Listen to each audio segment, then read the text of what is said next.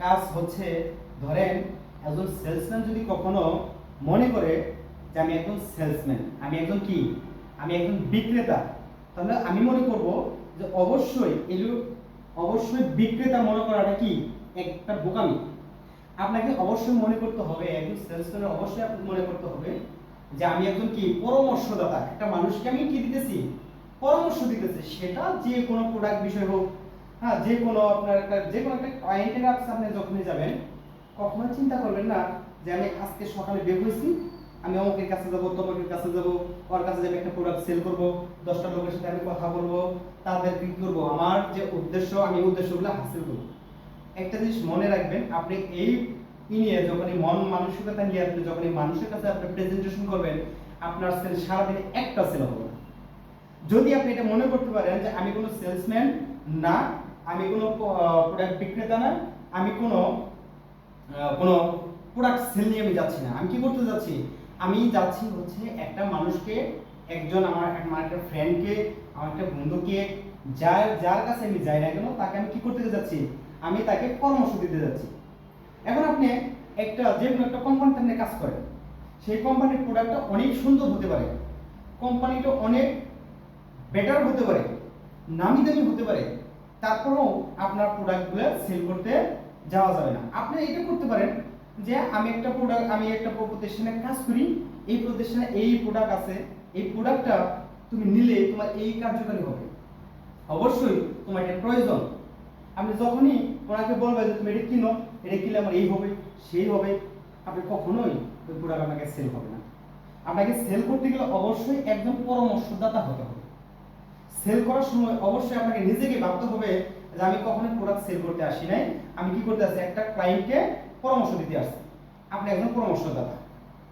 আপনি কখনোই আপনার একটা সেল হলে আপনার কি হবে, আপনার একটা প্রফিট আর্নিং করতে পারবেন।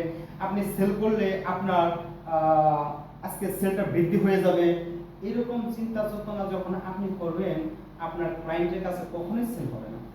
তখন আপনার ভিতরে একটা জড়তা থাকবে, একটা সেল করছেন, এই আমার কি হয়েছে, কি হলাম আমি, এরকমটা আপনার লাগতে পারে।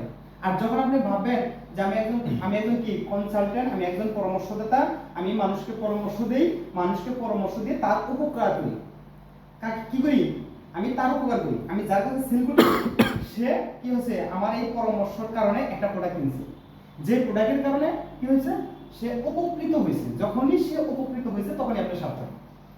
এখন একটা লোকের একজন ক্লায়েন্টকে যখনই আপনি পরামর্শ দিচ্ছেন, একজন ক্লায়েন্ট যখন একটা প্রোডাক্ট ক্রয় করছে, কিনছে, তখন তার উপকার তো অবশ্যই হয়েছে, এটা আপনাকে কি করতে হবে না, জাহিরি করার কোনো দরকার নেই। কিন্তু দেখেন যখনই আপনার প্রোডাক্ট সেল হয়েছে, আপনার কি লস হয়েছে, আপনার কিন্তু লস হয় নাই। আপনার অবশ্যই প্রোডাক্ট আপনি সেল করার কারণে আপনার কি হয়েছে, আপনি একজন উপকৃত হয়েছেন, উপকৃত হয়েছেন না?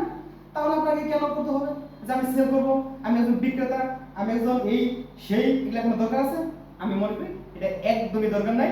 আপনি যে একজন পরামর্শদাতা, আপনি যে একজন কনসালটেন্ট, সেটাই আপনাকে কিন্তু তুলে ধরতে হবে মানুষের মাঝে।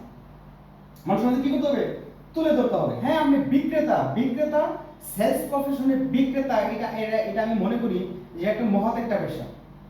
মানুষকে কি করা, পরামর্শ দিয়ে মানুষকে ভালো কিছু করিয়ে দেওয়া।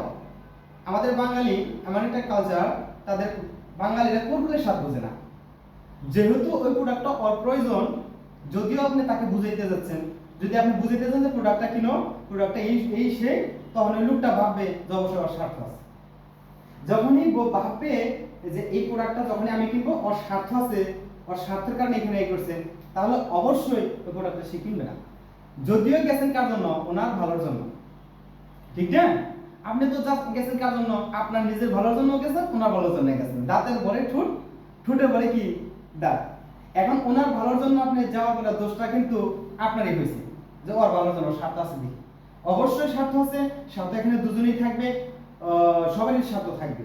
তারপরেও আপনাকে নিজেকে কখনোই নিজের স্বার্থ হাসিল হবে এরকমটা ভাবা যাবে না। আপনাকে সবসময় পরামর্শদাতা মনে করতে হবে। আপনি একজন গ্রাহককে, একটা ক্লায়েন্টকে সবসময় একটা পরামর্শ দেন, সেটাই আপনাকে ভাবতে হবে। তো ধন্যবাদ। আপনাদেরকে মনে হয় আমি বুঝাতে পারছি। আপনারা অবশ্যই এরপর কখনোই একজন সেলসম্যান হয়ে কখনোই বিক্রি করতে যাবেন না। একজন সেলসম্যান হয়ে কখনোই প্রোডাক্ট বিক্রয় করতে যাবেন না, প্রোডাক্ট সেল করতে যাবেন না।